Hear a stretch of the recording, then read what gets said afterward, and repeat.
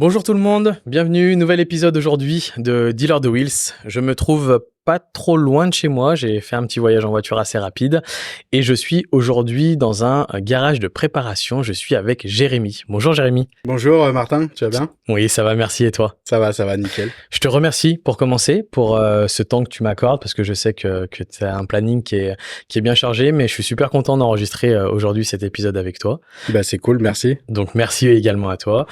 Et comme d'habitude, aujourd'hui, on va parler un petit peu de toi, la moto. On est entouré de motos, c'est assez cool parce que du coup, on a enregistré le podcast. On enregistre le podcast dans le garage. Donc là, je suis entouré de ponts, de motos, d'appareils, d'outils. J'adore.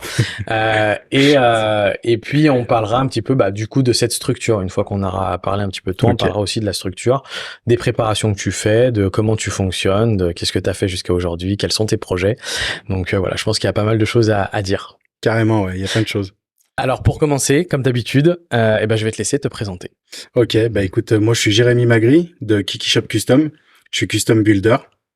Ouais. Voilà, j'œuvre sur toute base de moto, toute marque, un peu tous les styles. J'aime beaucoup les cafés racers, mais je viens du monde des choppers, d'Harley Davidson et j'aime un peu tout. Ouais, je fais un peu de tout. Tu fais ça depuis combien de temps?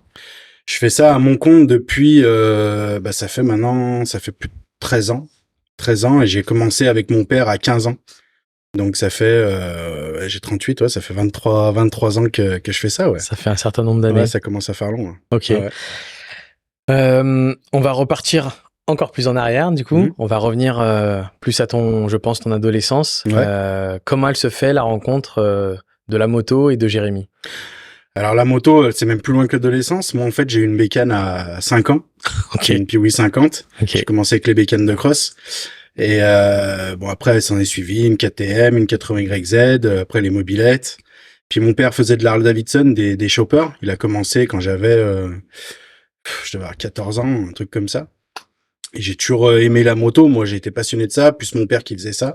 J'ai toujours voulu faire des motos, en fait. Donc, bosser avec lui. Papa faisait de la moto avant de commencer à travailler là-dedans, et c'est lui, forcément, qui a mis son fils. Voilà, qui m'a donné le goût à ça, en fait. Okay. Bien sûr. T'as des frères et sœurs? Non, je suis fils unique. Qui est fils unique. Ouais. Donc, vraiment, la moto. À fond. Fallait en faire avec papa. Ouais, c'est ça, ouais. Ok. Donc, tu passes partout, du coup, mobilette. Tout ce qui touche à la bécane, de la 50, à la Piwi 50, à la 125, permis 125 à 16 ans. Ouais. 18 ans, permis moto. Ouais. J'ai commencé avec un 600 XT. Ok. Que j'avais monté en super motard. Enfin, toutes mes bécanes ont été modifiées de 14 ans à maintenant. Parce que du coup, tu vis avec papa qui commence à modifier les motos. Donc, c'est là que naît. Ouais, bien sûr. Ouais, l'esprit de la modification. Quand tu vois ton père modifier des choses tout le temps, puis il avait les voitures avant, les Golf GTI, les machins, il a toujours été dans le monde du custom, un peu de la modification. Ok. Donc j'ai toujours aimé ça, en fait. Ok. Tu d'abord permis 125? Permis 125, ouais. T'as des souvenirs? Ouais. J'ai galéré avec le code. À 15 ans et demi, c'était la galère complète. Je l'ai loupé 2 fois. Ouais, 2 fois. Et après, une fois que j'ai eu le code, après le permis 125 a été rapide. Hein. Ouais. Ça, je faisais de la bécane depuis que j'avais 5 ans, donc forcément. C'était comment le permis 125, tu te rappelles? C'était. C'est la même chose que le permis gros cube. Hein. Pareil. Pareil. Hein. T'as le code, t'as les fiches techniques à apprendre. Parcours lent, parcours rapide. T'as tout quoi. Hein. Ok. Trop bien. Donc ça, tu l'as à 16 ans? 15 ans 16 ans. Ouais. 16 ans, donc tu fais 2 ans de 125. 2 ans de 125. Je me brise un genou. Ok. Parce que je faisais beaucoup de stunts à l'époque. D'accord. Et un jour, je me suis retourné soleil, je me suis éclaté un genou. Donc s'en est suivi grosse opération, 1 mois et demi de lit, 3 mois de fauteuil roulant, 1 an de rééducation, 2 opérations. Ah oui, grosse blessure. Grosse merde, ouais. Tu fais du stunt sur un parking ou? Ouais, sauvage. Sauvage? Sauvage. Ok. T'es tout seul? Je suis avec des potes. On fait ça avec des potes, tout le temps. T'as quoi comme moto? J'ai la 125 qui est derrière. Je sais pas si tu la vois, la Or là-bas, la Honda que j'avais fabriquée avec mon père. Ok. Et voilà. Et ça se passe comment? L'accident? La merde. L'accident, je fais un wheeling. Ouais. J'avais mon frein à air qui était cassé. Mais bon, quand t'es gamin, voilà. Et je me suis retourné. J'ai voulu me rattraper. Le genou, il a plié dans l'autre sens. Voilà. Avec les copains, du coup. Ok. Tu mets longtemps à t'en remettre du coup du Ouais, vélo? ouais, ouais. Bah, Ça t'empêche de conduire ou au début, oui, parce que bah forcément, Ouais, t'as la jambe bon, tout au début. explosée, voilà. Et en plus, c'était un gros truc, ouais. J'avais 13 boulons dans la jambe, enfin bon, une plaque, machin, c'était un peu le bordel. Mais oui, j'ai mis du temps à m'en remettre. Je m'en suis toujours jamais remis vraiment. En fait, je peux plus courir vraiment comme avant, je peux plus faire du sport comme avant, je peux plus. Ok. Ça, c'est un handicap, ouais, quand même. Ouais, ouais. Ok. Ah ouais. Donc ouais, tôt cette. Ouais, tôt, ouais. Mais ça a été. Au final, en y repensant, c'est pas plus mal. Ça m'a peut-être bloqué pour pas me tuer justement par la suite. En fait, Ouais. t'as plus peur, tu fais plus attention aux choses quand tu roules en moto après. Parce que t'étais le conducteur. Ouais, j'étais un peu excité, ouais. Bah, quand tu fais de la bécane de cross depuis gamin, c'est chaud, quoi. Donc ouais, tu passes le permis 125 et tu restes quand même Ouais. à fond la caisse. Bah ouais, carrément. Ouais. Ok. T'es en groupe, tu me disais. À ce moment-là, t'as des Ouais. copains avec toi Ouais. qui sont comme toi, bricoleurs. Pas autant bricoleur que moi, mais un peu barré aussi. Bah, de toute façon, qui se ressemble s'assemble, hein. Tu cherches à trouver des potes qui font la même chose que toi, hein. Donc, ouais, on était un peu des excités, ouais. Week-end de cross, machin, on n'arrêtait pas, ouais. Ok. Permis moto, 18 ans. Ouais, Gros cube. ouais. Du coup, toi, t'étais avant le A2 et tout ça, hein. T'as eu Je me souviens plus exactement. Oui, j'ai pu avoir une moto sans non bridée, je crois, parce que j'avais le permis 125 déjà. Ok. Ouais, ouais. Permis, ça se passe bien? Ouais, nickel. Pas besoin de... J'avais déjà le code. Ouais, c'est ce que j'allais dire. C'était bon. Pas Ouais, besoin ouais, de... permis, c'est passé super bien, ouais, super facile, ouais. Rapidement. Ok. Derrière, tu t'achètes quoi? 600 XT. Ouais. J'avais pas de sous. J'ai pris une bécane pas chère, que j'ai monté en super motard. Ok. Et je roulais avec un moment. Et puis après, j'avais toujours des Harley sous la main. En fait, j'essayais tout le temps les choppers qu'on faisait avec mon père, ces choses-là. Et voilà. Ça a vraiment une place très très très très importante. La moto là dans ta vie, enfin c'est. Ouais. Tu vis moto, tu te lèves moto. Ça a toujours été ma grande passion, ouais, les motos. Ouais, bien sûr, j'ai toujours adoré ça. Ok. Là, en ce moment, j'en fais moins parce que le boulot fait que j'ai trop de travail, donc j'ai pas le temps de faire de la bécane. D'aller rouler toi. Mais j'ai toujours une moto sous le coude et j'en fais tout le temps, ouais. Tout le temps. Ok. Jérémy, à cette époque-là, au niveau du coup pro, enfin on va dire école et pro, comment ça se passe? J'ai l'école, j'étais pas mauvais, mais ça me plaisait pas ce que je faisais. En fait, mon père en sortie de troisième, m'avait aiguillé vers parce que je voulais faire de la prépa moto avec lui, machin. Il m'avait aiguillé vers de la comptabilité, en fait, pour apprendre à gérer une entreprise. Ok. Donc, je suis allé en seconde comptabilité. Ça a duré 6 mois, ils m'ont viré. Parce que, voilà. Et donc, j'avais 15 ans et demi, j'ai dû passer devant une dame qui estime si tu peux quitter l'école ou pas, pourquoi tu quittes l'école. Donc, bah, elle a vu qu'en fait, j'étais déconnecté du reste de la classe, en fait, j'étais dans un autre monde. Donc, je lui ai fait voir les bouquins, ce qu'on faisait avec mon père, machin. Enfin, ce que faisait mon père, moi, je l'aidais. Et elle a compris tout de suite qu'en fait, si j'étais pas du tout, il y avait aucune voie qui pouvait m'emmener à être apprenti chez mon père, en fait. Il y avait pas de truc custom, en fait. Ça existait pas. Donc, elle m'a fait une autorisation à 15 ans et demi de pouvoir sortir de l'école, en toute légalité, en fait, pour aller apprendre à bosser avec mon père. D'accord, je savais même pas que c'était pas ce parcours-là. Du coup, pas de formation mécano, pas de... Rien du tout. Brevet des collèges. Brevet des collèges. C'est tout. Et après, garage Et avec après, papa. garage avec mon père pendant 10 ans. 10 ans, Ouais. ok. T'as quel souvenir de ça? C'était dur. Ouais, c'était assez dur. Enfin, dur. C'était beau, on faisait des belles choses. Mon père était assez dur. Enfin, il m'a appris un métier compliqué en même temps. Et puis surtout un métier, comme je te disais tout à l'heure, on fait tout de A à Z. Donc, tu fais pas juste de la mécanique, tu fais de la mécanique, tu fais des cadres, tu fais de la carrosserie, de la tôlerie, de préparation de peinture, de la peinture, de l'électricité, tournage, usinage.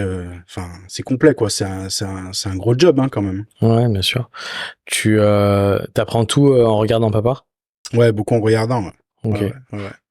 Il est fier, du coup, Ouais, bah, je pense qu'il est fier, ouais. d'avoir son fils avec lui. Bien sûr, bien sûr. Ok. À quel moment tu sens vraiment que dès 15 ans, quand tu commences là, que t'arrêtes l'école, tu sais que tu vas travailler là-dedans? T'as aucun doute? Ah ouais, j'ai aucun doute, ouais. Ouais. Il y avait que ça qui m'animait, en fait. Ok. Je voyais pas quoi faire d'autre. Il y avait rien d'autre qui m'intéressait. Moi, c'était la moto qui me passionnait, et il y avait que en bossant là-dedans que je pouvais être tout le temps avec des motos, en fait. Tu te projetais sur ce que tu as aujourd'hui à ce Non. moment-là? Pas du tout. Non? Tu t'imaginais comment? Enfin, t'avais réfléchi un peu T'es à... trop jeune, en fait. Tu peux pas te projeter aussi loin, en fait. Ouais. Oui, Moi, c'est j'ai pas mon faux. père qui est là et qui me fait faire les choses, qui me guide, fais ça, fais ci, fais machin. T'es un ouvrier, en fait. T'es un salarié, quoi. Puis t'es un gamin. Quand t'as 15, 16, 17 ans, 18 ans, t'es un gamin. Même à 20 ans, t'es un gamin. Et non, je savais pas que j'allais monter un garage tout seul. Moi, je pensais continuer avec mon père, comme tu vois les émissions de télé, et puis voilà, quoi. Ouais. Tu continues à cette époque-là à être motard à côté, à rouler un Ouais, un bien petit sûr, peu? ouais, tout le temps. Après, j'avais eu un 7,5 FZ que j'avais acheté pas cher aussi. Et puis j'avais tout le temps, comme je t'ai dit, des Harley tout le tour du ventre. Donc en fait, quand on partait rouler ou quoi, je prenais une Harley, un chop, machin. On roulait comme ça, ouais. Ok. Puis les bécanes de cross aussi, j'ai eu pas mal de bécanes de cross tout le temps, tout le long de ma vie, j'ai eu ça. Cross. 2,5 YZ, voilà, toutes ces choses-là. Non, 125 YZ, pardon, je dis des conneries. J'ai eu un 2003. Ok.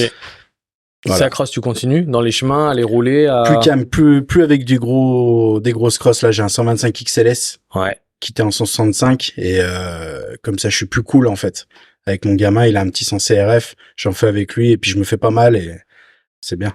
Je suis plus sage. Tu sens quand même que il y a une bascule après cet accident où vraiment Ouais, ça a changé ma vie, ouais. tu t'es vraiment calmé derrière sur la conduite. Je me suis calmé, on va dire, sur les acrobaties. Ouais. Pas sur la vitesse. Ouais. Après, il y a eu les voitures aussi, j'ai toujours aimé les bagnoles. Donc j'ai toujours aimé faire de la vitesse, rouler vite dans les virages, autant de voitures, motos. Mais c'est vrai que sur les acrobaties, les roues arrière, les machins, ouais, tu te calmes un peu. J'en fais encore un peu, mais quand il y a personne, cool.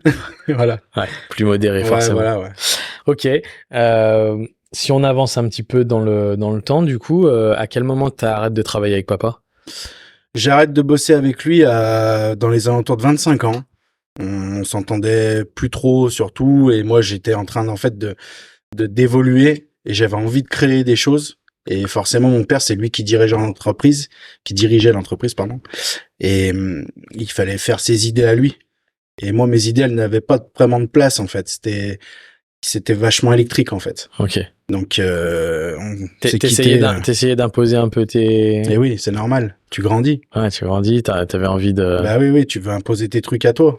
Et je comprenais pas d'ailleurs pourquoi ils voulaient pas, mais maintenant je comprends, parce que c'est des métiers très, comment dire, la création comme ça, c'est très perso, en fait. Ouais. Ouais, il a une idée, c'est pas quelque chose qu'on partage à plusieurs. Voilà. Puis surtout que t'es le gamin, donc tu fais ce que je te dis, et voilà.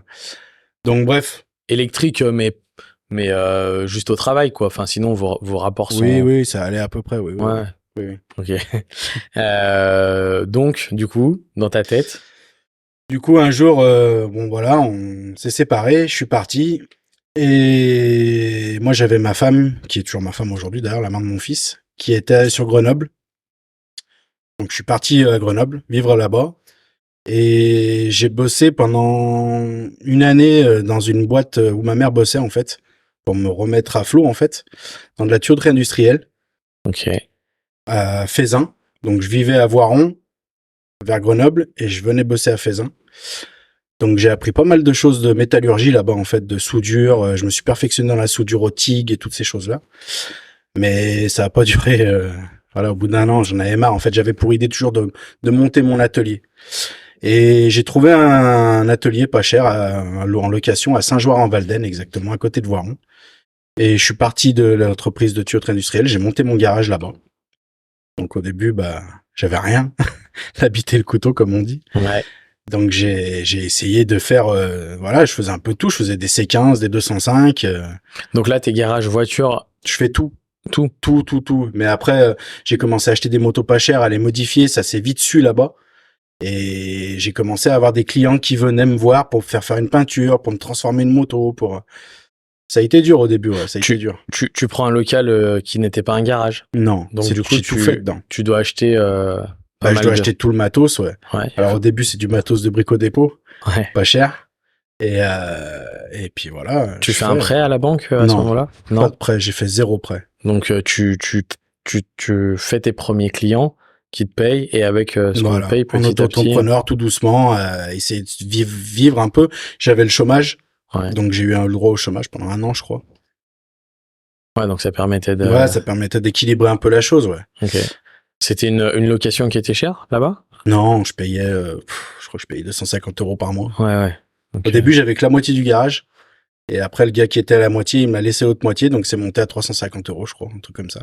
Ok. Ah oui, c'était vraiment pas cher. Ouais. C'était quelque chose en bon état quand même ou... Non. Non, c'était tout délabré, ouais. C'était des vieilles usines, pas isolées, rien du tout. Ça avait son charme, c'était joli, il y avait des grandes vitres immenses. Et pas d'isolation, en plus là-bas ça caille. Dessous, enfin je sais pas ce qu'il y avait dessous, mais quand il pleuvait dehors ou qu'il faisait froid, le sol devenait noir, c'était humide. L'été c'était un four. Ouais, c'était un peu tendu. Ouais. C'était roots. Ouais, mais bon. Il y a pas besoin de grands outils et de grands entrepôts et de grands crédits et de grands machins pour faire des belles choses. Si t'en as l'envie. Donc là tu utilises tout ce que t'as appris avec papa. Voilà. Ok. Et je me perfectionne par moi-même tout seul, puisque quand t'es livré à toi-même, bah t'es obligé d'apprendre. En fait, t'apprends réellement. En fait, tu mets en place ce que t'as vu, ce que t'as appris, mais tu apprends par toi, en faisant quoi, forcément. Ouais. Et encore plus, je pense, quand tu te retrouves tout seul. Bah ouais. En plus, c'était dur parce que j'étais le fils de mon père. Et j'entendais parler autour les gens qui disaient ouais, mais il est con, il s'est barré de chez son père, c'est un âne, machin. Donc ça a été compliqué, ouais. Okay. Ça a été compliqué de me faire une place là-dedans. Et c'était quand même une fin, ça me semble, à ce moment-là, une séparation pas simple, du coup. Non, pas simple, ouais, c'était... Ouais. Ok. Tu te fais un nom, tu me dis, là-bas? Tu commences à bricoler des motos? Bah, j'ai la chance d'avoir un pote, Pierre, qui habite en Tunisie maintenant, qui est expatrié, qui me fait faire... bon, il n'y a pas que lui, hein, il y a d'autres clients aussi qui m'ont fait faire des choses, mais lui, il m'a alloué un beau budget, pour faire une première prépa. En fait, il m'a dit on va faire une belle prépa, il me dit parce que tu as du potentiel et tu vas y arriver. Et on a fait la Ducati verte qui m'a fait connaître un peu de partout. Donc j'ai fait cette moto, elle a gagné le premier prix à Punta Bagna à Valloire en 2013. Quand c'était encore à Valloire. Quand c'était encore à Valloire, exactement, c'était le premier, je crois, je me rappelle plus. Ouais, je crois que c'était le premier. Et je fais la couverture du magazine Rad. Parce que d'ailleurs c'est très compliqué avec les magazines. Il y a que Rad qui m'a laissé la première ma chance en fait pour avoir une couverture de magazine. C'était une moto qui sortait un peu des codes qui se faisaient à l'époque en fait. C'était un peu nouveau le néo rétro comme ça.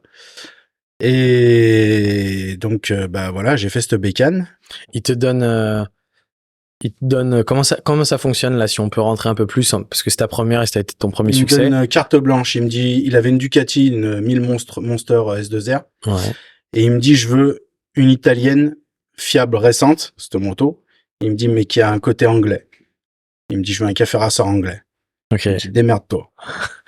Voilà. Ok. Est-ce que on peut te demander le montant du budget? Je me souviens plus. Parce que ça représentait une enveloppe, hein, à peu près. Je crois qu'à l'époque, il y en avait pour 10 000 €, je crois. 10 000 €. Ok. Ouais, c'était déjà une belle somme, ouais. Ouais. Surtout moi, je venais de rien, en fait. C'était énorme, ouais. C'est marrant de prendre une italienne et de demander une belle anglaise. Mais c'est bien parce qu'il m'a poussé dans un challenge, en fait. Donc, comment il fonctionne ton processus? On te dit ça,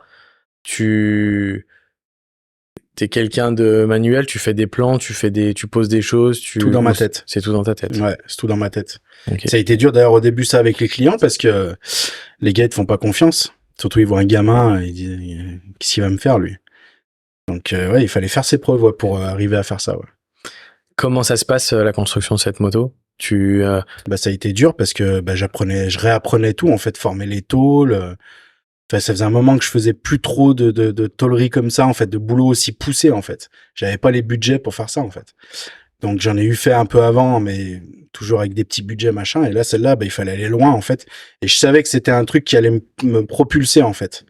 Donc, ouais, j'ai des heures et des heures de boulot, le soir. T'arrives tu les as jamais comptées, les heures que t'as mis sur celle-là? Non. Je compte jamais mes heures. Ok. Je fais un budget, je dis à peu près le prix, on voit avec le client ce qu'il a comme budget et je fais. Je compte pas mes heures. Du coup, là, t'es super content du résultat de celle-là quand tu l'as fini? Quand je gagne le premier prix, ouais, je suis content parce que je vois qu'en fait, j'y suis arrivé. J'ai gagné un prix dans un événement et c'est plutôt bien, en fait, quand tu arrives à passer devant tout le monde, en fait, et que tu as le premier prix, c'est gros, quoi. Et tu gagnes le premier prix, entre guillemets, t'es un peu inconnu dans ce milieu ou? Je suis pas inconnu, on sait que je suis le fils d'Hervé. Ah oui. Mais je suis que le fils d'Hervé, en fait. Tu vois? Alors que là, je me fais un nom, je suis Kiki Shop Custom. Okay. Je deviens Kiki Shop Custom. À cette époque-là, Quand c'est que tu crées le nom, que tu crées ce... Ouais, c'était dans cette époque-là, hein, à peu près. Hein. Enfin, même avant, non, Kiki Shop Custom, c'est d'avant, je dis des bêtises. Mais le logo, là, qu'on voit de partout, que je mets de partout sur les réservoirs et tout, ouais, c'est dans cette période-là, à peu près, ouais. Ok. Ouais. Tu nous expliques Kiki Shop Custom? Kiki Shop Custom, bah, en fait, on avait fait une moto avec mon père à l'époque, un chopper, qui s'appelait Kiki Shop, avec un C. C'était le shop de Kiki. Ok. Et quand j'ai monté mon garage, j'ai dit, je vais reprendre ce truc-là. Et ce shop, il avait gagné un prix d'ailleurs à Clermont ou à Paris, je me souviens plus. Et j'ai repris ça, mais en changeant le C par un S, le magasin de Kiki de Custom. Ok. Kiki Shop Custom. Ok. Voilà, tout simplement. Et Kiki, donc du coup, il y a pas vraiment de rapport avec toi? Enfin, Non, bah si, Kiki, c'est mes parents m'ont appelé Kiki depuis gamin, en fait, c'est mon surnom, en fait. D'accord, ah oui, c'est ton Mes surnom. potes, ils m'appellent Kiki, voilà, c'est... Ok. Donc c'est resté. Ok. Le logo, c'est toi qui le fais? C'est toi qui Ouais, c'est moi qui l'a fait, ouais. Qui un le soir, à une nuit, je me réveille en pleine nuit, je cherchais depuis un moment, et je descends, on habite à Voiron, je descends, je dessine le truc sur un papier, et le lendemain, ma femme, elle me dit, c'est quoi ça? Je dis, c'est mon logo, on va le faire. Donc on a pris un PC, on a fait mon logo, et voilà. Ok.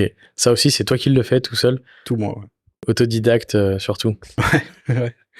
Ok. Donc, cette première prépa, elle te propulse un peu, du coup, tu sens derrière, Bah, cette première prépa, ouais, elle fait parler de moi grave sur les réseaux, autant en bien qu'en mal. Dans tous les sens, ça les part. réseaux, quoi. Voilà. Elle fait 3 couvertures de magazines.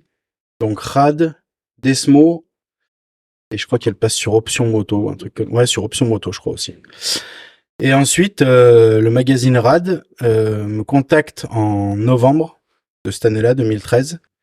Et il me dit, écoute, t'as explosé avec la moto.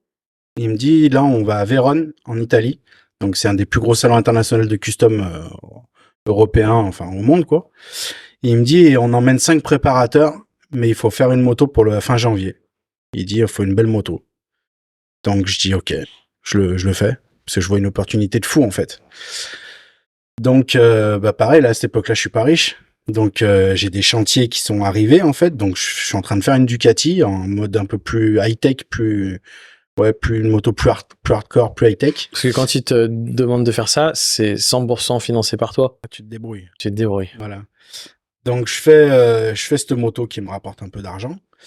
Et à côté, moi, j'ai toujours aimé les Suzuki GSX-R, tous ces trucs-là. Je trouve un 7,5 GSX-E. 33 000 km, nickel, sain. Je trouve une partie cycle de 1000 GSX-R 2005. Et je me dis, allez, je fais la bécane là-dessus. Et je fais en 2 mois, je fais la Ducati, que je te dis, la high-tech, là, et ma bleue, que je fais quand je peux, en fait, le soir, la nuit, je bosse comme un malade mental. Et je sors ma moto, la bleue, qui a fait, voilà, ce qu'elle a fait, quoi. La Suzuki bleue. Ok. Et je la présente au salon de Vérone. Donc, la moto était cachée, personne ne l'avait vue, quoi que ce soit. Hein. Et donc, on la met sur le stand, sous des draps. Et ils font venir des journalistes un peu de partout du monde entier, en fait, là-bas, pour représenter les 5 prépas. Et quand ils enlèvent le drap, folie. Ça a pas arrêté, en fait. Et donc, voilà, c'était énorme, quoi.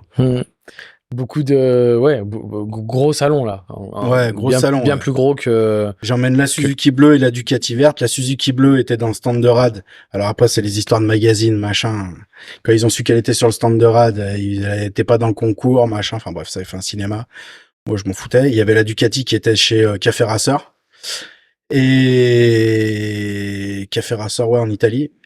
Et en fait, bah, pareil, truc de fou. Je gagne le premier prix là-bas avec la Ducati verte. Ah ouais. Dans le concours Café Racer. Ok. Et là, entre la bleue et la verte, ça a explosé pour moi ce jour-là, en fait.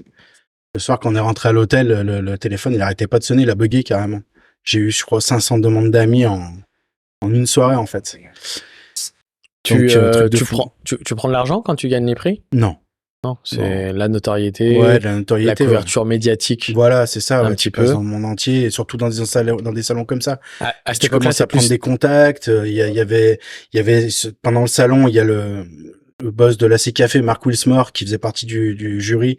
Il venait voir mes motos, il était fou devant mes bécanes. Zach Ness, le petit-fils d'Arlen Ness, il me cherchait dans le salon pour me rencontrer en me disant que t'as créé un nouveau style avec la bleue, machin. Donc tu prends des contacts de fou en fait. C'est énorme. Ouais. Et à cette époque-là, c'est plus Facebook qu'Instagram. Ouais, Facebook, ouais. Ouais, beaucoup Je savais Facebook. pas si ça existait, c'est Instagram à l'époque. Ouais. Et par les réseaux sociaux, Je fonctionne essentiellement que par ça. Ouais, quasiment que par ça. Les magazines aussi, mais bon, les magazines c'est toujours compliqué. Puis là, le dernier vrai magazine qui existait, voilà, commence à être, c'est fini quoi. Donc ouais. À cette époque-là, t'es encore à Saint-Jean-en-Valden. Là-bas. Ouais. Donc dans ton petit garage, tu fais tes prépas jour et nuit. Voilà. Et là, ça commence à t'apporter du client aussi. Ouais, ça m'en apporte aussi, ça m'en apporte un peu, mais pas explosion, parce que je suis quand même dans un endroit un peu dans le trou du cul du monde, si je peux dire. Ouais. Et bah forcément, les gars, ça les bloque. C'est pas aussi bien que quand t'es à côté de Lyon, en fait. Donc ça démarre doucement, on va dire, doucement. Ok. C'est plus du partage sur les réseaux sociaux et des amis. Ouais, ça m'amène du client aussi. J'ai du client quand même. Et le milieu qui parle de toi, par contre. Ouais, le milieu parle de moi. Après, là-bas, à Saint-Geoires, ça m'a emmené Suzuki France, par exemple. Ok. Suzuki France m'ont contacté pour leur transformer une 1500 Intruder, la nouvelle, là, en café racer. Donc, dans ce tout petit garage, je reçois une boîte de chez Suzuki, une moto toute neuve dans la caisse, à modifier. Donc, ouais, c'est super truc. Ouais, t'as quand même des super projets qui arrivent malgré tout. Est-ce qu'à ce moment-là, donc après ces 2 concours, ces premiers prix, ces 3 motos qui font, Jérémy Magri, c'est plus le fils d'Hervé, Non, je reste toujours, mais je veux dire, oui, je me suis fait un nom, on va dire. Je me suis fait un nom là-dedans, bien sûr. Et là, les gens qui avaient dit il aurait jamais dû partir, ils ont pris une claque dans leur gueule. Et toi, t'étais bien content. Bah oui. Okay. Parce que t'es la reconnaissance, tu fais voir que tu sais faire en fait. Est-ce que tu es sorti parce que quand je vois, donc bon, t'as des Harley, t'as plein de choses, mais les motos pour lesquelles t'es très connu, c'est pas forcément on va dire des Harley. Non. Est-ce que tu penses que c'est aussi pour sortir des traces de papa, ou c'est vraiment parce que tu as senti quelque chose où t'étais Non, j'ai pas fait d'Harley pour sortir des traces de mon père ou quoi, ça n'a rien à voir. C'est que des Harley, j'en ai fait toute mon enfance. Et j'ai eu un ras-le-bol à un moment donné de la Harley, en fait. Parce que je faisais que ça. Et j'aimais les autres marques, moi. J'aimais les 4 cylindres en ligne, le son des moteurs des 4 cylindres, le Ducati. Enfin, toutes les motos sont bien. En vrai, toutes les marques sont belles. Et je voulais pas me cantonner qu'à une seule marque de bécane, en fait. Je voulais faire un peu de tout. Et le fait de faire de tout, de toutes les marques, tu apprends beaucoup plus de choses qu'en restant que dans la même marque tout le temps. Ouais. C'est facile de faire que de la Harley quand tu fais que de la Harley depuis 20 ans. Enfin, c'est facile. Je sais pas. Oui, c'est pas, tu dénigres pas, mais non, je dénigre pas ceux qui font ça, voilà, c'est pas le problème, mais je veux dire, ça reste beaucoup plus facile, tu fais toujours la même chose. Ouais, il y a moins de challenge. Ah, c'est moins compliqué. Ok. Comment tu sens c'est au moment où parce qu'il y a un moment les cafés restaurants ont explosé. Ouais, bah, j'étais en plein dans le truc, quoi. Ouais, ça a été en plein dedans. Ouais, c'était vraiment là-dedans. Ouais. Et je me rappelle, Facebook. Ouais, il y en avait de partout. On voyait que des photos, les guidons bracelets. Bien sûr. Les petites selles. Ok. Et là, tu t'es collé à cette mode-là? Alors non, justement, moi, je suis pas arrivé dans le café racer parce qu'il y avait la mode des cafés racers. Je suis arrivé dans le café racer parce que j'ai toujours aimé des cafés racers. Tu vois les motos qui sont derrière, là, que je t'ai dit que je me suis cassé le genou. Ouais. À l'époque, avant, j'avais fait une Gitane Testi avec mon père. Ouais. Des Gitane Testi. Et c'était déjà des cafés racers. J'ai toujours aimé ça, en fait, cet esprit de bécane. En fait, ça me fait penser à des avions. Quand tu les vois de face, avec les guidons bracelets et tout, on dirait des hélices d'avion. C'est des motos de fou. Moi, j'adore ça. C'est très sport. Ça a une gueule. J'adore ça, en fait. Et je suis arrivé dedans, je suis pas arrivé par la mode du café racer, j'étais là avant la mode du café racer au final. C'est peut-être plutôt que j'ai amené un délire différent dans les cafés racers qui m'a fait partir dans, enfin qui m'a fait aller dans ce délire-là en fait. Mais non, c'était pas la mode des cafés racers quand je suis arrivé. Ok. Tu restes combien de temps du coup là-bas Je reste vers Grenoble, à Voiron. Je me rappelle plus. Je me souviens plus. Je crois que je suis resté 5-6 ans là-bas. Ouais. Ouais, un truc comme ça. Après tout ça, les affaires commencent à, financièrement, un peu plus décoller. Ouais, puis après, tu commences à prendre de l'âge. Donc, t'as j'ai un enfant. En 2013. Ouais, 2013, je suis con. Donc, j'ai un enfant et tu prends de l'âge, tu mûris. T'as d'autres envies, en fait. T'as moins envie de t'amuser tout le temps. T'as envie de faire une maison. Je voulais acheter une maison. J'étais en train d'acheter un terrain là-bas. Je voulais acheter un terrain pour monter ma maison et mon garage. Mon père, je l'ai au téléphone souvent. Et il me dit, mais pourquoi tu reviens pas ici? Je lui dis, parce que je suis bien là-bas. C'est cool, tu vois. Je lui dis, mais il me dit, ah, mais il y a moins de boulot là-bas qu'ici. Je dis, ouais, c'est vrai que le boulot là-bas, c'est compliqué. Puis on discute, et puis voilà, et plusieurs fois, et puis il me dit, mais reviens, il me dit, je te laisse le garage derrière, il me dit, tu montes ton atelier dedans, il me dit, en attendant que tu veuilles construire ou quoi, il me dit, et puis tu fais, et tu verras bien ce que ça t'apporte. Donc j'en parle avec ma femme, elle me dit, bah allez, feu, viens, on y va. Il me dit, moi je suis pas attaché ici, elle me dit... Vous étiez en location là-bas? Ouais, on était tout en location, on est d'avoir un enfant, on vivait comme des petits jeunes, quoi, voilà. Donc on vient ici, je monte le garage là... derrière chez mon père. Pour expliquer, donc ici, donc ton papa avait son garage depuis tout le temps. Pas depuis tout le temps, c'est. Non, enfin oui. On avait un premier atelier avant dans Chasse-sur-Rhône, un petit atelier, et il monte cet atelier, là, le nouvel atelier ici, on monte ensemble. Ok. Voilà. Vous aviez tout cet espace-là? Pas tout, il avait pas cette bande où j'ai la maison là. Ouais. Il l'a acheté par la suite. Ok. Il est propriétaire? Il est propriétaire, ouais. Ok. Donc voilà, je monte le garage là-bas et je commence à faire mes premiers clients ici, quoi, en fait. Et là, je me rends compte de la différence. Quand t'es à côté de Lyon, ça bombarde en fait. Il y a plus de gens, il y a plus d'argent, il y a plus. Ça te permet de faire d'autres projets plus évolués, plus de choses en fait. Donc là, ça s'enchaîne. T'arrives avec le nom, par contre, cette fois, Kickshop. Ouais, là, par contre, ouais, là, j'ai mon nom à moi et les gens qui savent que je suis revenu à Lyon, bah, ça afflue à mort, en fait. Ok. Le retour avec papa, à côté de papa. Voilà. Papa est content, j'imagine. Bah oui, bien sûr. C'est cool, ouais. C'est super. Donc, donc, je commence à avoir des beaux clients comme The Royal Racer. Ouais. Puis après, je faisais beaucoup de salons. Donc, j'ai eu un autre projet avec Suzuki France, une SV. Je leur ai fait un prototype aussi d'une bécane. Qu'est-ce qu'il y a eu d'autre? Philippe Bétan, donc de Royal Racer, parce que moi, ce que j'expliquais à Jérémy quand on a papoté un peu avant de commencer l'enregistrement, c'est que sa première moto que j'ai vraiment, alors hormis celle que j'ai vue sur les réseaux sociaux, la première que j'ai vue de mes yeux est celle de Philippe. On avait fait un pot cargo organisé par nos chers amis de Thibaut et Jean de Cargo Cult, et en fait Philippe était venu avec nous, donc c'était assez cool. À l'époque, ils travaillaient un petit peu ensemble. Je crois que Cargo revendait des vêtements de Philippe dans le bar. Et pour la petite histoire, je roule à côté de Philippe, on fait 10 km et Philippe tombe en panne d'essence. Oh putain. Et moi, sur mon shop, j'ai un petit réservoir, donc j'ai une bouteille additionnelle d'essence, donc je lui remplis son réservoir. S'il écoute ce podcast, je sais pas s'il s'en rappelle, mais il me doit toujours 3 litres d'essence. mais voilà, non, pour la petite histoire, et du coup, je vois vraiment le travail, et c'est comme toutes tes motos, mais cette moto est magnifique. Moi, de la voir en vrai, je vois vraiment ton travail, je la regarde beaucoup, j'en discute avec Philippe, et ouais, je me rends compte que c'est un niveau de finition il y a un gros job sur celle de Philippe, ouais. Qui est incroyable. Parce que la moto en fait de Philippe, elle est, comme je te disais tout à l'heure, j'essaye de faire des motos qui vont avec les clients. Donc lui en fait, il voulait une moto qui ressemble à sa boutique The Royal Racer, qui est très luxueuse, très sobre, et sa voiture, il a une Austin LA. Donc on fait cette moto qui d'apparence fait café racer assez simple, mais au final, elle a quand même des pièces dessus qui sont très très innovantes en fait. On lui a monté en fait, on voulait que les roues ressemblent à des vieilles jantes avec des vieux tambours, et on a monté du Béringer inboard qui avait été fait, je crois, il avait fait ça avec Kruger, le champion du monde de custom. Et en fait, donc on prend les freins, les inboard. En fait, les inboard, c'est des sortes de gros moyeux. C'est des roues du LM à la base. Il y a le pneu qui vient directement dessus. Donc là, ils ont fait des perçages pour pouvoir mettre des rayons. Donc en fait, t'as un 10 de frein de chaque côté ou d'un côté, quoi, peu importe selon comment tu veux faire, avec un étrier de frein à l'intérieur du moyeu. Donc c'est un boulot un peu compliqué. C'est tout en pouces parce que ça a été prévu pour des Harley. Mmh.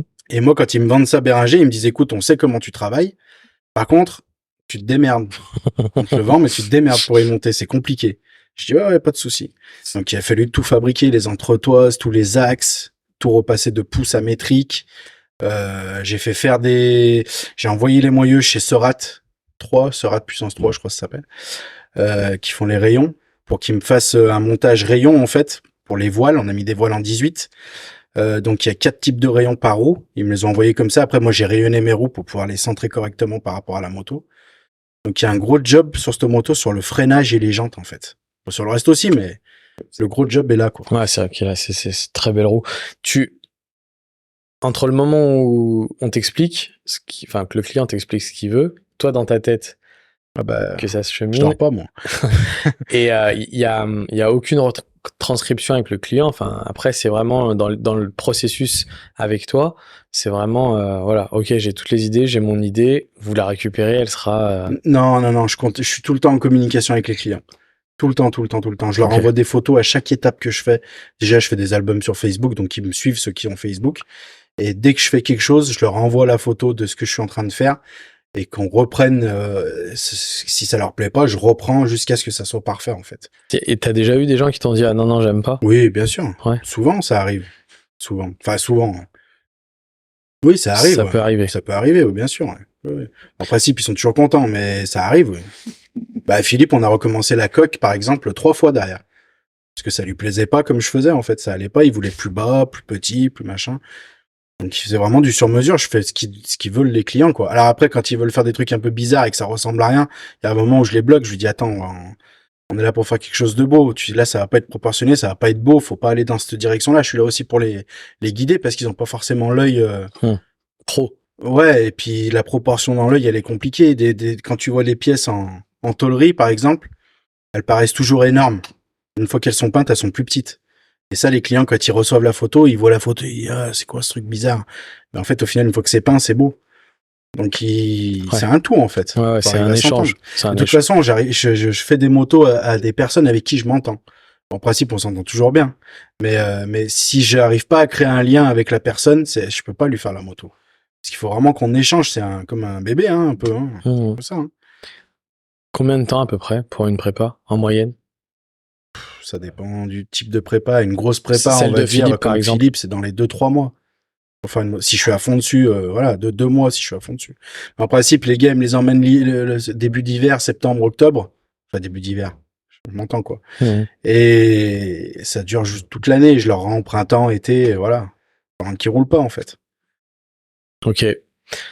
T'arrives du coup région lyonnaise, tu nous dis avec un peu plus de notoriété, tu sens vraiment une énorme différence entre là-bas et ici. Oui, bah oui. Ouais. Là du coup t'emmènes tout ton attirail de gros déménagement. Ouais. J'emmène tous les outils, la maison, machin. Ouais, c'est le bordel. Ouais. C'est le bordel. Ok. Tu remontes le garage ici. Ouais. Tu annonces partout que t'es arrivé sur Lyon. Je suis revenu à Lyon. Ouais, bien sûr. Ouais. Ok. Je fais des événements, je suis allé au Wheels and Waves plusieurs fois. Ok. Ça m'a amené beaucoup de choses, les Wheels and Waves. J'ai rencontré Roland Sands d'ailleurs là-bas. J'ai fait un burn avec lui, avec ma bleue. Ok. Ouais, des bons moments, ouais. Ouais, énorme, ouais. Je deviens sponsorisé par Bell Helmets. Ouais. Parce que Roland Sands, il est avec un des boss de chez Bell Helmets qui délire sur ma moto et qui me demande avec quoi je roule. Comme casque. Je lui sors un casque tout pourri avec une bosse sur la tête. Et il me dit, mais qu'est-ce que tu fais avec ça? Il me dit, je veux que tu roules avec ma marque. Je dis, ouais, c'est cool. Donc, je commence à avoir des casques Bell Helmets. Ils te fournissent, ça marche comment un partenariat? Pas avec une marque comme ça? C'est à la cool. Vu que c'est un des gros, en fait, c'est à la cool. Quand j'ai besoin d'un casque, je lui envoie un mail. Je dis, voilà, j'ai fait cette moto. En principe, j'essaye je vais pas lui demander des casques comme ça. Ça sert à rien. Quand je finis une belle bécane, je lui envoie la bécane, je dis voilà, j'ai cette moto à présenter, elle va faire ça, ça et ça. J'aimerais bien un casque qui va avec, donc j'essaie de trouver un beau casque qui va avec le délire. Il m'envoie le casque qui va avec la moto. Faut que ce soit donnant. Je vais pas gratter des casques comme ça, quoi. Et de l'autre côté, toi, tu fais de la... je lui fais de la pub, je le porte, voilà. Ouais, tu fais Ok. C'est pas pour les clients, c'est pas les motos des clients, c'est tes motos à toi. Non, les motos de clients aussi. Motos de clients aussi. Ok. Et tu repeins pas les casques, par contre? Non, je les repeins pas. Je peux les repeindre, mais j'évite. J'en ai déjà fait. Mais ce qu'il y a, c'est que pour repeindre un casque, il y en a beaucoup qui les peignent. Le problème, c'est que t'es obligé de cacher tout, en fait, les joints et tout, et ça fait pas du beau boulot. Par exemple, pour Royal Racer, j'en aurais fait un j'ai fait un casque, là, un Hedon. l'intégrale qu'ils avaient sorti, et ils m'ont livré le casque avec rien du tout, juste la coque. Et là, je l'ai peint, nickel, on l'a renvoyé à l'usine Eden, et là, ils l'ont monté en usine. Et c'est du beau boulot, enfin, c'est fait correctement, quoi. Ils font toujours des casques pour la DGR. Je sais pas si tu vois l'événement, tu sais, pour les... Ouais, Distinguished. Qui a eu lieu il y a peu de temps, et chaque année, ils font des peintures sur casques et tout. Ils font des très beaux casques là-dessus. Ok. Wheels and Waves, je peux te dire un autre truc. Wheels and Waves, donc l'année là avec Roland Sand, j'y retourne une autre année avec Suzuki France. J'ai fait la Suzuki, la SV 650. J'emmène ma moto aussi, la bleue, et je rencontre Michelin. Ça, c'est une belle histoire de ma vie, parce que moi, je suis fils et petit-fils de garagiste, et Michelin Bibendum a toujours été dans mes garages, enfin, de partout, quoi. Forcément. Et je rencontre Michelin, et il délire sur mes motos complets. Je parle avec des ingénieurs, avec des personnes de la presse, du marketing, machin, bref. Et ils me disent, ils avaient fait faire une moto à des gars, et ils me disent, on veut refaire faire une autre moto sur cette base, machin. Ils me disent, on te contactera. Et 1 an après, Michelin qui me contacte pour faire une moto. Donc, je fais dans cet atelier là-bas noir. Et là, pareil, consécration, super. Ça me fait, Michelin qui te demande de faire une moto, c'est rigolo. Ouais, c'était énorme. Et elle, tu sais pourquoi elle... En fait, elle a été faite, c'était sur une Harley, un Dyna. Et en fait, ils m'ont fait faire cette bécane pour célébrer le partenariat entre Harley Davidson et Michelin.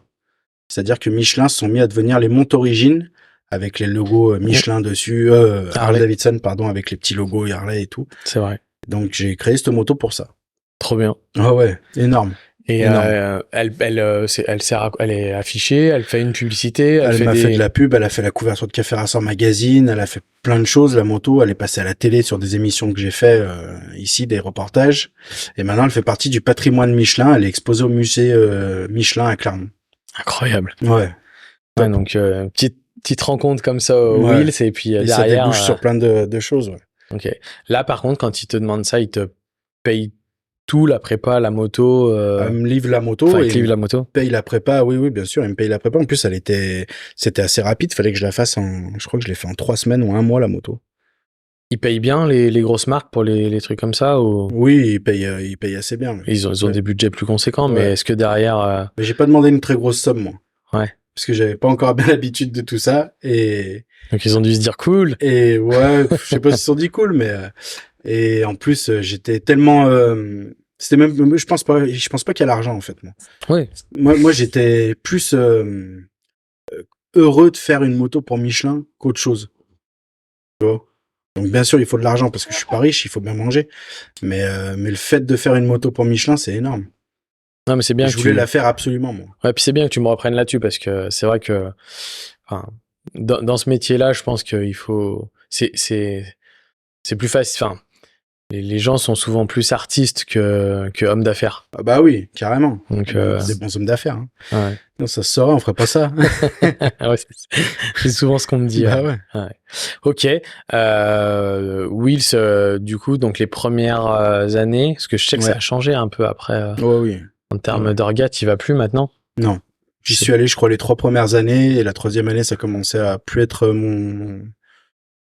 mon image que j'aime de la moto. Ouais. Non.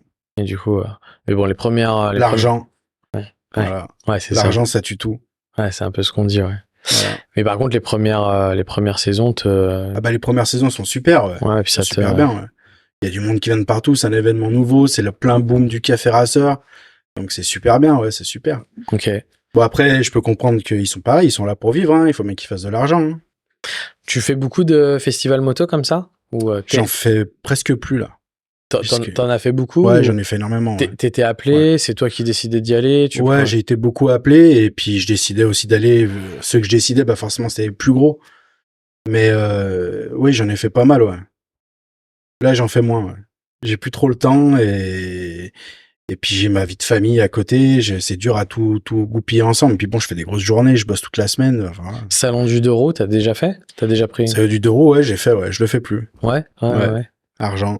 Ouais. Voilà. Trop cher. Pareil. Non. Juste des histoires enfin, on va se lancer dans une discussion. Un débat, mais ça te correspond plus? Non. Okay. Non. Non, parce que je me Tant dis, que le patron de ce salon est là, je ne serai plus là. d'accord. Voilà. Parce que je me dis, c'est des gros events quand même en termes Bah, bien sûr, c'est bien. de Puis on notoriété. a participé à ce qu'il devienne comme ça, ce salon. Et c'est pas des gens cool. Ok. Voilà. Le garage, du coup, donc t'es avec ton papa, t'as le garage du fond, qui n'est pas celui où on est là. aujourd'hui, actuellement. Donc comment ça se passe, cette bascule? Bah moi, de toute façon, je voulais faire une maison et monter un atelier à moi, en fait. Donc mon père me donne le terrain. Donc c'est un super cadeau, c'est énorme. Et moi, je vis pendant 4 ans dans un mobil-home avec ma femme et mon fils. Je bosse dans ce garage là-bas et je fais de l'argent pour faire le crédit, pour acheter la maison, pour monter la maison, en fait. Donc Pour la créer. Voilà, pour Donc la créer. ton idée, c'est de faire l'atelier en bas et la maison au-dessus. Voilà. Je t'ai pas demandé, ton papa, il habite là aussi ou il habite aussi là, ouais, sur place, ouais. On habite tous les deux sur place. Ouais. Au-dessus de son atelier? Non, à côté, lui. À côté. Sa maison, elle est à côté, ouais. Ok, c'est rigolo. Ouais. Combien de temps, du coup, tu bosses avant de pouvoir créer celui-là? Je bosse 4 ans. Le temps que je suis dans le mobil-home. 4 ans, ça devait se faire en 3 ans. Mais je fais, comme tout à l'heure je te disais, j'ai fait un prototype pour Suzuki France qui devait se faire à 120 exemplaires sur une base de Suzuki SV. Fait du plug and play café racer en fait. Donc une coque, une bulle, machin. Donc je leur fais ça, je leur livre la moto, donc je mets tout en stand-by pour faire leur truc en fait. Et moi, faut savoir qu'à cette époque-là, j'ai pas d'argent. Enfin, je suis jamais été bien riche en fait, et je mets tout pour faire ce crédit en fait. Donc j'ai des années à remplir de chiffre d'affaires, de bénéfices qui montent chaque année pour pouvoir avoir mon crédit que j'ai besoin pour faire ma maison, parce que je vis dans un mobil-home, parce que voilà. Donc je fais cette moto, je leur livre. Ils m'avaient promis normalement 120 à 200 exemplaires. Enfin, c'était un gros truc, quoi. C'était énorme. Je leur livre, ils reçoivent la moto, machin. Ouais, bon, bah, on tient au courant et tout. Pas de nouvelles. Je les rappelle. Bah, finalement, on va pas faire le projet. Donc, je mets tout en stand-by pour rien, en fait. Okay. Donc, je loupe ma dernière année de 3 ans, là, pour arriver au chiffre que je devais faire. Et donc, je dis, bah, tant pis, faut recommencer. On est reparti pour une année de plus. Je recommence une année, je fais mon chiffre et je me rends compte un an après qu'ils sortent le projet que j'avais fait, en fait. Un peu différent, mais voilà. Ok. Voilà. Sans, du coup, Kiki... Ah bah non, sans rien du tout. Ouais. Suzuki, tout simplement. D'accord. Mais quand on écoute ton histoire depuis le début, j'ai l'impression que ça a commencé quand même tôt avec Suzuki. Oui. Et qu'il y avait... ouais, ça se passait super bien. Ouais. Les 2 bécanes que j'aurais fait, c'était super bien et tout. Et puis là, sur le dernier coup, bah voilà. Ok. T'as rappelé pour avoir des explications? Bah oui, je leur ai demandé ce qui se passait. Ouais. Mais ils me disent non, on n'a pas fait, machin, on a fait autre chose. C'est pas la même, machin. Ok. Voilà. Et c'est une moto qu'ils ont vraiment sorti à 200 exemplaires? Ouais. Non, je sais pas s'il y a 200 exemplaires. C'est la SV, je sais plus quoi, je sais plus comment elle s'appelle. Ok. Bon. Voilà. On va pas le classer dans les bons souvenirs, celui-là. Non. Ok. Non. Donc 1 an de plus et du coup un an de plus qui te permettent à ce moment-là d'avoir ton crédit. Ouais. Ok. Ouais. Donc là, tu te lances dans les. Après, je me lance dans les travaux. Ouais, ça dure plus d'1 an. Ok. Donc, tu fais tout faire. Je fais faire pas mal de choses, mais j'en fais pas mal aussi avec des potes. Et donc, je continue à bosser dans mon petit atelier là-bas, je continue à vivre dans le mobil-home, et on fait la maison en même temps. Le garage et la maison. On fait tout le terrassement, nous, on fait, ouais, du job. Ouais. Ok. Donc, t'arrives à tout gérer, là, le garage, la construction, ton fils. Fatigué. J'étais fatigué cette période-là, ouais. Ok. Ouais. Là, tu t'es comment? T'es au niveau prépa, moto, entre le moment où tu construis ça, avant sur l'atelier, t'as du job. Ouais, j'ai du boulot, ouais. Bah, c'est à cette période-là que j'ai eu Michelin, d'ailleurs. Je te dis des bêtises, j'ai mélangé un peu les trucs. Ouais. C'est à cette période-là que j'ai Michelin, j'ai pas mal de projets, j'ai cette moto aussi que je fais. J'ai des beaux projets, ouais. J'arrête pas, ouais. Je fais beaucoup de jobs, ouais. Ok. Donc là, à côté, comme tu parlais financièrement, tu sens que ça rentre. Ah bah, ça va mieux, ouais, bien sûr, ouais. Bah, ça va mieux, oui, ça rentre, mais ça repart tout de suite dans la maison, quoi, en fait. Ouais. Je réinjecte tout dedans tout le temps, ouais. Tout ce que je peux. Tu finis quand, du coup, l'atelier et la maison? J'ai plus les dates en tête, moi, tu sais, les dates. Mais Ouais, j'ai ouais. fini, là, je suis dedans depuis 5-6 ans, je crois. 5 ans, ouais, 5 ans, ouais, je suis dedans. Ok. Donc là, par contre, tu te construis ton atelier. Voilà. Ou Comme je veux, au comme chaud l'hiver, au frais l'été, ouais, une belle maison. ouais. Donc au-dessus Ouais. et C'est l'euro million. Quand tu sors d'un mobil-home, c'est l'euro million. Ah ouais, tu m'étonnes. Ouais. Tu m'étonnes. Ouais, c'est sûr que ouais, ça a dû être Mm. avec un petit garçon en plus. Ah ouais, c'est top. C'est ok. T'as combien de mètres carrés en bas là, à peu J'ai près? 140 mètres carrés, en haut et en bas. En haut et en bas. Voilà. Ah ouais, top. Ouais, 14 par 10 la maison. Trop bien. T'as qu'un petit garçon, hein? J'ai qu'un petit garçon, ouais. Ok. Tu te fais donc ton atelier un peu peinture. Je fais ma petite cabine de peinture, ouais, pour faire les pièces cabine, moto. ouais, pardon. Mon père, il a une cabine voiture, donc quand j'ai besoin de faire des bagnoles ou quoi, que j'ai besoin de faire un gros truc, je vais chez lui. Ok. Mais en principe, je fais tout là, ouais. Ok. 99%, je fais tout ici. Et donc là, t'as tes ateliers, tes pompes moto, toutes tes machines pour usiner tes pièces. Pour tout faire, ouais. Donc là, j'essaye de faire des espaces un peu. Tu vois, j'ai un coin tôlerie, fabrication un peu sale. J'ai un coin mécanique plus propre, pas sale. ouais, oui, on se comprend quoi. Voilà. Ouais. J'ai un coin remontage, mécanique ici, là. Et je me suis fait un coin un peu magasin, stockage de motos, un peu bar, Accueil, un peu pas bar, mais je veux dire un peu. Accueil banque avec une banque Voilà, d'accueil. ouais, plus cool quoi, pour réceptionner les clients. Je me suis fait un petit bureau aussi que j'avais pas. Ok. Donc les papiers ils sont plus au milieu du garage, ils sont rangés dans un bureau proprement. Ouais. Ouais, c'est tout des petits trucs, mais Ouais. pareil, les toilettes, l'eau chaude, j'avais pas avant. Ouais. Donc ouais, c'est des petits luxes. Ouais. Plein de petites choses. Je ferai une petite vidéo en intérieur. Alors il y a une moto qu'on n'a pas le droit de montrer, donc voilà. De toute façon, tu pourras la montrer après. Voilà, l'épisode sortira le 15 juillet, donc j'aurai le droit. Mais je ferai, en tous les cas, l'atelier est vraiment cool, donc je ferai 2-3 petites vidéos qui vous permettront de pouvoir voir un peu où travaille Jérémy. Après, donc à ce moment-là, là, tu pars ici, ça roule, enfin tout va bien. Tout va bien. Tu continues. Du coup, tu fais moins de festivals, moins de choses. Tu continues à la notoriété, elle est là, du coup. Ouais, maintenant c'est jamais acquis. Ouais. Mais je veux dire, oui, ça va. Je commence à être assez connu. J'ai fait pas mal de couvertures de magazines. Il y a une bande dessinée qui est sortie sur moi. Il y a eu des émissions de télé. Puis j'ai fait même rien. C'est les motos le plus important. J'ai fait quand même pas mal de bécanes. Et puis on voit toujours le travail. Il est fait correctement, proprement. Elles ont toujours un style bien à elles. Donc oui. Tu fais combien de motos à peu près par an? T'as une idée? C'est jamais pareil ou c'est jamais vraiment pareil. Ouais. Puis ça dépend les prépas. Et tu auras une année où tu vas avoir une grosse prépa et puis 10 petites. Et puis tu vas avoir d'autres années où tu vas avoir 3 grosses prépas et puis tu vas peut-être avoir 4-5 petites. Ou je vais des années où tu vas avoir plus de peinture. Puis ça dépend les modes aussi du moment, de ce que les gens recherchent. C'est vraiment aléatoire. Ça t'est déjà arrivé de refuser des projets de gens? Ouais.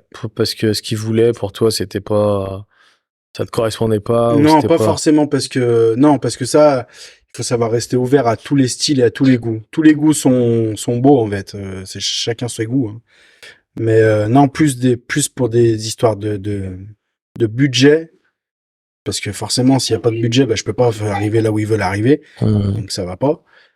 Et ouais, c'est plus des histoires de budget en fait. Aujourd'hui, t'as vu tu ressens toi la différence d'un côté de prix de tout, des matières premières, des choses qui ont augmenté. Oui. Donc toi, est-ce que ça a impacté? Et de l'autre côté, on est un peu entre guillemets, attention, on fait pas de la politique ni rien du tout, mais on est quand même dans une période pas très facile, on va dire financièrement pour les gens. Moi, j'ai eu un coup dur pendant le Covid. Ouais. Enfin, coup dur. J'ai eu moins de chantiers, de gros chantiers d'un coup, en fait. Des projets qui tombaient à l'eau un peu, les gars qui voulaient venir mais qui sont pas venus. Donc, je me suis retrouvé à prendre des chantiers qui payaient pas forcément, prendre tout et n'importe quoi, en fait, pour te dire, il faut tenir, quoi. Parce qu'il y a personne qui te paye à la fin du mois. Donc, je me suis retrouvé avec des chantiers qui étaient en cours, plus des chantiers qui arrivaient qui étaient pas forcément bien payés. Donc, je me suis retrouvé submergé de boulot et pas gagné ma vie correctement, en fait. Et j'en paye encore le prix. Là, je termine les retards, là. Bon, je m'en sors, là, je sors la tête de l'eau, là. Donc, ça va mieux, là. Fin juillet, ça devrait être bon. Okay. Mais, cool. Ouais, cool, ouais, putain. T'as toujours eu enfin, là, à part cette période du Covid, t'as toujours eu des projets, des choses qui sont rentrées qui t'ont permis de toujours bosser. Enfin, tu t'es jamais retrouvé, Non. Tu fais encore un peu de voiture ou pas? Non. J'en fais très rarement. Non, j'en fais même pas, je dis des conneries. Ouais, donc c'est 100%, je fais que de la bécane, c'est 100% moto. Mais ce qui me sauve aussi, c'est que je suis vachement polyvalent, en fait. Donc, je peux te faire de la révision sur de la Harley, je peux te faire de la mécanique, je peux te faire de la peinture. C'est ce que j'allais te demander. C'est aujourd'hui, quelqu'un qui veut faire des révisions sur ses motos, il y en a qui viennent chez toi aussi. Alors, tous les trucs avec les diag, les machins, je fais pas ça. Ouais. Je fais de la révision pure et dure, changer des plaquettes, faire une révision complète. Puis je peux monter des pièces, je peux faire tout en fait, tout ce qui est manuel en fait, je peux te le faire sur la moto. Et les peintures, je fais des peintures des fois de restauration aussi. Là, dernièrement, j'ai fait 2 peintures identiques sur des Honda 750 CBK, des peintures d'origine en fait. Donc je lui ai fait ça au gars. Et ça, mine de rien, ça sauve parce qu'il y a pas grand monde qui fait de la peinture belle. Et puis bah c'est un plus dans mon activité en fait. Ok, cool. Voilà. Non, franchement. Top, tu vois, ça fait 55 minutes ça passe vite, hein. Ça passe vite, hein. Ouais, ça passe vite. Mais non, super. J'espère que j'ai pas dit de bêtises. Non. non, absolument pas. Je pense que ça retranscrit, enfin, les gens qui te connaissent mieux pourraient mieux le dire, mais moi, en tous les cas, je sens que il y a une honnêteté et puis vraiment une passion derrière qui se retranscrit assez facilement. Donc, ça, c'est cool. Est-ce qu'il y a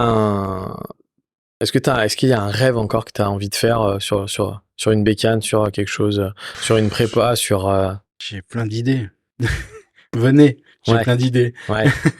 J'ai plein d'idées, plein de délires, Moi, j'ai des tonnes d'idées, des tonnes de choses. J'aimerais faire, j'aimerais avoir une émission de télé, comme il se fait aux États-Unis, en fait, qui vienne et qui me fasse faire des projets de fou, en fait. Ça, oui, j'adorerais faire ça. Parce que on pourrait vraiment aller loin et se lâcher sans s'occuper de la législation ou de ci ou de ça. Est-ce que c'est pas ça le problème? Est-ce que c'est pas le problème parce que moi j'ai regardé aussi beaucoup d'émissions comme ça. Et en plus maintenant Netflix et Amazon et tout commence à les diffuser, donc ça permet de voir. Mais bon, voilà, les plus connus type Yas Monkey, tout ça, qui ont lancé un peu les choses. Et tout, ouais, voilà, c'est ça. Mais d'un côté, quand je compare un peu à notre pays, la première chose que tu as dit, tout ce qui est homologation, tout ce qui est, on voit bien que c'est compliqué. Je te demanderai, tiens, ton avis là-dessus après. Et puis l'argent aussi.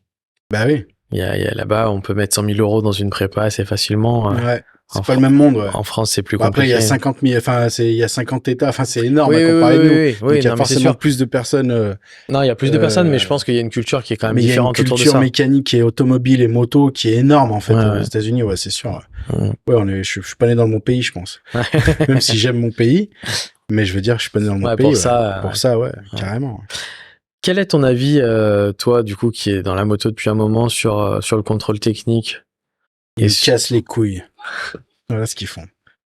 Mon avis, c'est ridicule, en fait, tout ça. C'est ridicule. C'est pas une histoire de sécurité ou quoi que ce soit, c'est qu'une histoire de pognon, tout ça. Il y a rien d'autre derrière.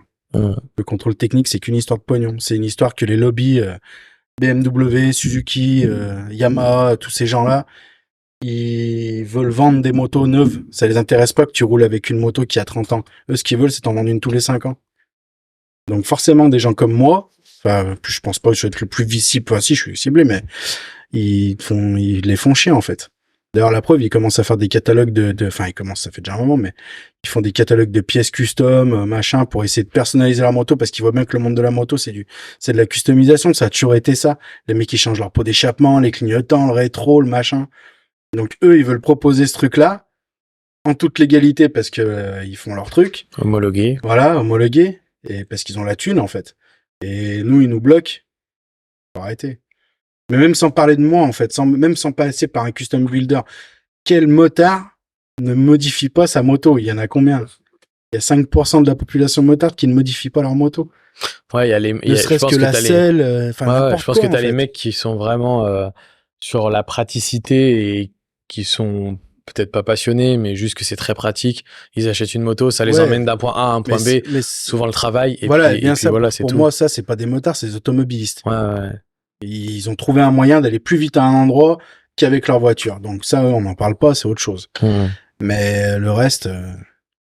Mais c'est marrant, tu vois, je suis content de t'avoir posé cette question-là parce que alors tout le monde a un peu la même réponse. Ouais, bah je pense, ouais. De toute façon, les gens sont pas bêtes, hein. Mais c'est vrai que j'avais pas eu encore cet argument-là des concessionnaires et des marques qui préféraient vendre. C'est vrai que c'est une donnée que j'avais pas rentrée. Moi, j'ai souvent le lobbying type DECRA des contrôles techniques qui mais voient c'est tout énormément. lié. Oui, c'est tout ils lié. voient de l'argent, bien sûr, c'est d'argent tout lié. et qui se disent voilà. C'est tout lié, mais faut prendre l'histoire des voitures, en fait, c'est la même chose. Les voitures, à la base, le contrôle technique, il était fait pour la sécurité des gens, parce qu'il y avait des voitures anciennes qui roulaient, qui étaient abîmées, machin. Mais au fur et à mesure des années, vous voyez bien que des voitures d'aujourd'hui qui ne peuvent plus rouler, qui avec les critères, les machins, toutes ces conneries là de pollution qui sont ridicules en fait, que en fait c'est juste pour vendre des véhicules neufs. On le voit que c'est ça. On est dans un monde de surconsommation en fait. Ah, moi je suis d'accord. C'est bon, je pense qu'il cool. Il y a plein de données. On a chacun Après, un prisme qui fait qu'on y voit par rapport à notre vécu, notre activité de façon différente. Mais c'est vrai que c'est intéressant ce que tu me dis de ton point de vue à toi et qui je pense est également vrai comme les autres. Mais bon, ok. Voilà. J'ai toujours une petite question Ouais. quand on arrive à la clôture du podcast que je pose à tous mes invités. Donc toi, t'es custom builder comme tu dis, donc c'est un petit peu différent, mais malgré tout, je te la pose quand même. Aujourd'hui, j'ai un budget illimité à te donner pour que tu achètes la moto de tes rêves. Tu as le droit de la customiser derrière si tu le souhaites ou pas. Qu'est-ce que tu achètes? Budget illimité, ça veut pas dire que tu dois... non, ça veut pas dire que tu dois... Ça veut pas dire que tu dois dépenser beaucoup ou peu importe. Mais c'est vraiment une moto que j'affectionnerais. Exactement. Il y en a trop en fait. C'est ça le souci. Non, j'aime beaucoup. J'ai toujours aimé la 900 MHE Ducati. Ok. Je trouve que c'est une moto magnifique. Elle est un peu dans l'esprit des motos que je fais. En même temps, je me suis inspiré beaucoup de cette bécane. Ouais. Et ouais, c'est une moto que j'aimerais posséder, ouais. Okay. Vraiment. Mais il y a pas qu'elle. Ah ouais, il y en a plein d'autres. MV Agusta, machin, j'adore ces bécanes-là, ouais. Ok, donc une Ducati. Ouais, la 900 MHE, ouais, vraiment, c'est une belle machine, je trouve. Ok, je t'ai pas demandé ça, tes inspirations. Est-ce que tu regardes beaucoup je suppose, de magazines, Bah oui, j'ai toujours la tête dedans. Bon, les réseaux sociaux, Mes inspirations, elles viennent principalement du monde du custom, des Harley, des cafés raceurs. C'est le gros truc, en fait. Mais après, je trouve des inspirations dans les voitures aussi, dans les voitures de luxe, les voitures de sport, au niveau des couleurs, des formes, du design. Je trouve aussi des fois de l'inspiration dans une maison, tu vois, dans la rue, dans la nature aussi. Je m'inspire un peu de tout en fait. Okay. C'est vrai que les gros trucs, vraiment, c'est le monde du shopper, des custom Harley Davidson. Bah, c'est ce que j'essaye de faire en fait quand je fais mes motos, là, comme la bleue ou celle qui est cachée. J'amène le côté café racer et je mélange le côté custom très bling bling, du chrome, de la finition extrême, du molding de cadre, des peintures un peu folles. Enfin, j'aime bien mélanger ces deux mondes-là en fait. Quel avis t'as sur la profession et sur les gens aujourd'hui vous êtes peu, il y en a des nouveaux, il y a beaucoup d'aftermarket et il n'y a pas assez de construction, il y a de la place pour tout le monde. Il y a de la place pour tout le monde. Et puis il y a des budgets différents. Voilà, il y a de la place pour tout le monde. Après, dans ce qu'on fait, nous, autant mon père que moi, des motos comme on fait de A à Z seul, on va dire. Bon, bien sûr, je fais pas la selle. Mais si je veux vraiment faire des selles, je m'achète une machine à coudre et je vais y arriver. Je vais peut-être en louper une dizaine, mais au bout de la dixième, je vais y arriver. Mais il y en a pas énormément qui font tout comme ça, du début à la fin de la moto. Mais bon, après, il y a tout en fait. Il y en a qui font pas tout et qui font de très très belles choses aussi. Donc j'ai pas vraiment, enfin, me donner un avis sur quoi. Non, mais c'est plus, voilà, c'était plus ce regard-là. Après, oui, forcément, les gars qui font du montage de bécane, qui achètent des pièces en pagaille et qui montent leurs pièces dessus, le moindre truc qu'ils doivent fabriquer, ils y font mal ou ils savent pas y faire, ils y font faire à un autre, ils font faire la peinture à lui. Enfin, ça sert à rien, c'est pas du custom pour moi, c'est du tuning, ça c'est des tuningers. Donc après, je les dénigre pas ni rien, mais c'est pas mon monde en fait, ça m'intéresse pas en fait. Il y a une différence entre ce que tu fais. Je pense, ouais. Moi, quand je vois ce type de bécane là, ou voiture d'ailleurs, j'y regarde sans aucun intérêt. Okay. C'est pas passionnant pour moi. Je pense à nos auditeurs et des éventuelles personnes qui pourraient être intéressées. Est-ce que tu peux nous donner une enveloppe basse et une enveloppe haute sur un projet avec toi pour que tu puisses travailler comme il faut? Tout dépend de la prépa que vous voulez faire, en fait. Il y a des petites prépas, moi j'appelle des petites prépas, après c'est dur de vous dire quoi. Mais si on prend l'exemple de ta moto bleue, par exemple. Ma moto bleue, qui est quand même une réussite. Il faut compter un budget de 35 000 € hors taxe pour faire ça. Okay. Voilà. Ça comprend la moto ou c'est sans la moto? Ça dépend quelle moto, sur quelle base on part. Si on part sur une japonaise pas trop chère, machin, oui, ça comprend la moto. Si tu pars sur une Harley à 20 000, non, c'est mort. Faut pas compter la moto dedans. Mais après, les budgets, ça peut partir de 5 000 € hors taxe, on va dire, des petits prépas. Et après, c'est illimité après. Ouais, oui. Tu peux t'envoler, ouais, tu peux t'envoler à des sommes énormes. Ouais. T'as fait des prépas vraiment avec des gros. Ouais, j'en ai fait quelques-unes, ouais, j'en ai fait, bah là, dernièrement, j'étais en train de faire je suis allé dans la vitrine là-bas. C'est une moto qui va coûter au final, elle va être dans les 45 000 € à peu près. Ok. Mais déjà, il y a un moteur dessus de dragster, un Sportster SNS, 100 cubic inch. Et le moteur, pour le faire fonctionner, déjà, il y en a pour 18 000 €. Okay. Donc, c'est pour ça que je te dis que tu peux vite. Ça dépend les prépas, ça dépend la moto, ça dépend de plein de choses, en fait. T'as fait ton style propre à toi, mais de café racer avec des moteurs Harley, t'en as fait? Et comme ça? Pas avec des carénages comme ça dans ce délire-là. Ouais. Non, j'en ai pas fait. Mais j'ai fait des cafés racer, comme celle-ci.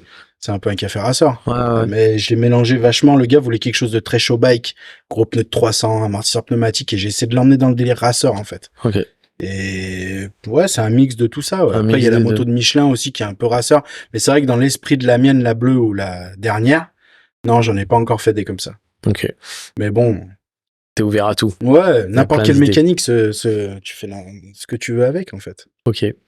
Comment on te contacte si jamais on a envie de... Par mon portable. Ouais. Par Facebook, Instagram, les réseaux sociaux, voilà, comme ça. Moi, je suis Facebook, Instagram. Ouais. Par mail aussi. Ouais. Sur les réseaux sociaux, je suis vachement actif. Tu peux me contacter facilement et rapidement. On retrouve les coordonnées et tout, de toute façon, facilement. Ouais. Bah, c'est vrai que maintenant, on passe tout par les réseaux sociaux. Ça va vraiment bien. Ça va vite, c'est rapide, voilà. Ok. Super échange. Bravo. Merci. Je suis content d'avoir plus découvert la personne qui se cache derrière cet univers que je pouvais voir sur les réseaux sociaux, un peu comme tout le monde. Mais c'est vrai qu'on n'avait pas eu l'occasion de faire connaissance jusqu'à aujourd'hui, donc je suis content. J'apprends encore des choses, tu vois, sur ce que tu fais, ce custom builder qui est vraiment qui demande des capacités très larges et des connaissances très larges, parce que entre monter une moto, modifier un cadre, faire de la peinture, installer des commandes propres, enfin c'est des univers c'est vraiment du coup t'as des capacités très larges et c'est assez impressionnant, donc bravo déjà pour ce que tu fais. J'espère que les gens iront voir principalement tes comptes et puis éventuellement passeront te rencontrer aussi au garage. S'il y a des gens qui habitent entre Lyon, Givors, Saint-Étienne, Grenoble, pas très loin dans la région, en tous les cas, n'hésitez pas à vous arrêter parce que le garage est cool et puis Jérémy est très sympa, donc très accueillant. Donc voilà, merci pour ça. J'intègre une nouvelle petite rubrique, donc là qui est un petit peu moins avec Jérémy, mais plus pour les auditeurs, de remerciements que je vais faire à chaque fois, chaque fin d'épisode. Donc comme aujourd'hui c'est mes premiers remerciements ils vont aller vers une personne que je connais bien, qui s'appelle Guillaume, que tout le monde appelle Randy, qui fait partie du H-Crew. Le H-Crew, c'est un petit crew de moto que j'ai. Alors c'est des potes, hein, c'est pas du tout un MC ou quoi que ce soit, c'est juste un regroupement de potes qui aiment la bière, le barbecue et rouler en Harley. Donc voilà, qui fait partie du H-Crew et qui a été la première personne à me suivre sur les réseaux sociaux. Je lui avais dit qu'un jour je lui rendrais hommage et je rajoute cette nouvelle rubrique de remerciements à la fin des podcasts. Donc aujourd'hui, je remercie Guillaume pour être mon premier follower sur Instagram. Je sais pas, une énorme communauté aujourd'hui. J'espère qu'elle va grandir aussi avec des présentations comme la tienne et du travail que tu fais. Mais voilà, merci en tous les cas Guillaume. Et merci Jérémy pour ce moment de partage. En Merci tous les cas, à toi. c'était super. Tu vois, on a papoté pendant 1h10. Ouais, c'est à peu près c'est passé vite, ouais. le Rien timing. à venir. Je peux faire un petit N'hésite truc. pas, c'est maintenant. Je veux juste faire un petit bisou Ouais. à mon Léo, mon fils. Ouais. Parce que je sais qu'il va regarder, il regarde les vidéos YouTube. Et voilà, je vais lui faire un bisou. Ouais, je l'ai croisé, il est super sympa et c'est assez drôle parce que moi j'ai une fille qui a 3 ans et demi, donc qui est encore très loin de ça, mais qui regarde mes motos et qui regarde les motos et qui regarde un truc un peu Dealer de Wheels en tous les cas, qui écoute un peu. Et le regard que ton fils il a eu quand il t'a dit mais tu vas passer sur YouTube. J'espère qu'un jour ma fille elle me dira ça parce que c'était trop beau à voir et on a senti la fierté carrément, dans ses yeux donc ouais. Donc je voulais lui rendre la monnaie. je lui fais un petit bisou aussi à Léo et puis non, vraiment merci pour ce partage. Comme je disais, n'hésitez pas à aller sur les réseaux sociaux, Kiki Shop Custom. Ouais. Suivez-le, abonnez-vous pour suivre ses prépas, elles sont incroyables. Et si vous êtes dans le coin et si vous avez le budget et si vous avez une envie de prépa et que son style vous plaît, n'hésitez pas à le contacter. Dans le descriptif du podcast, je mettrai tout, son adresse, son téléphone, ses réseaux sociaux. Vous n'aurez qu'à aller le suivre et le contacter. Merci Martin. Merci Jérémy, à bientôt. Ouais. Ciao. Ciao.